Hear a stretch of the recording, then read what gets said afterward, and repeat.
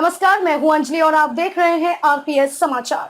तो चलो शुरुआत करते हैं आज की मुख्य खबर से। हरम की पहरेदारी से लेकर जासूसी तक मुगल सल्तनत में चलता था किन्नरों का सिक्का। जहांगीर ने गद्दी संभालते ही ले लिया था ऐसा फैसला। अकबर का खास वफादार किन्नर इतिमाद खान था, जो हरम की सुरक्षा से लेकर जासूसी जैसे काम करता था। डच व्यापारी फ्रांसिस्को पेलसर्ट 17वीं शताब्दी में जब मुगल दरबार में पहुंचा तो उसकी आंखें फटी रह गई। वजह मुगल सल्तनत में बादशाह के अलावा जिसकी सबसे ज्यादा चलती थी वे थे किन्नर।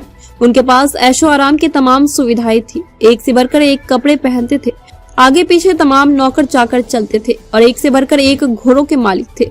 लेखक अदरीजा राय चौधरी इंडियन एक्सप्रेस पर एक लेख में लिखती हैं कि मुगल सल्तनत में किन्नर बहुत ताकतवर स्थिति में थे। अकबर के शासन काल में इनकी ताकत और बढ़ी। कह सकते हैं एक तरीके से उन्हीं की सत्ता थी।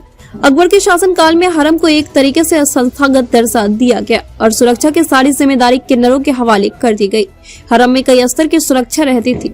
हरम के ठीक बाहर किन्नरों की तैनाती की गई। सिर्फ इन्हीं को हरम के अंदर जाने की अनुमति रहती थी। जब बादशाह हरम के अंदर होते तो ये इनके इर्द गिर्द घेरा बना लेते थे। हरम के बाहर दूसरे स्तर की सुरक्षा में राजपूत, तुर्की और कश्मीरी सिपाही तैनात रहते थे। अकबर के सौतेले भाई को नहीं मिली थी हरम में जाने की इजाजत।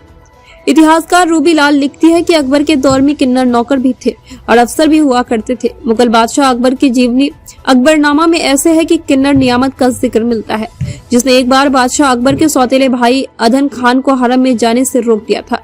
अकबर के शासनकाल में सबसे ताकतवर अफसरों में से एक इतिमाद खान भी किन्नर था। उसको मुगल सल्तनत की आर्थिक व्यवस्था संभालने की जिम्मेदारी मिली थी। अकबर का बेहद करीबी था इतिमाद खान। मशहूर इतिहासकार शादाब बानो अपने लेख में लिखती हैं कि इतिमाद खान न सिर्फ हरम में सबसे आला अधिकारी था, बल्कि शासन के रोजमर्रा के काम में भी दखल दिया करता था। वह बादशाह का भी बहुत करीबी था। नौजवान बच्चों का काट देते थे प्राइवेट पार्ट। अकबर के शासन काल में किन्नर किस कदर ताकतवर थे, इसको एक उदाहरण से समझा जा सकता है। रूबी लाल लिखती है कि सल्तनत में किन्नरों की इस कदर मांग थी कि लोग अपने नौजवान बच्चों के प्राइवेट पार्ट को काट कर किन्नर बना देते थे और सल्तनत की नौकरी में भेज दिया करते थे। जहांगीर ने गद्दी पर बैठते ही लगा दी थी रोक। बाद में जब अकबर का बेटा जहांगीर गद्दी पर बैठा तो उसे बिल्कुल रास नहीं आया और उसने कृत्रिम तौर पर किन्नर बनाने की प्रक्रिया पर पूरी तरह रोक लगा दी। लाल लिखती है कि मुगल बादशाह औरंगजेब भी किन्नरों पर बहुत हद तक निर्भर रहा करता था। ख्वाजा तालिब नाम का किन्नर उनका बेहद करीबी था, जो हरम पर निगाह रखने से लेकर उनके लिए जासूसी का काम भी किया करता था।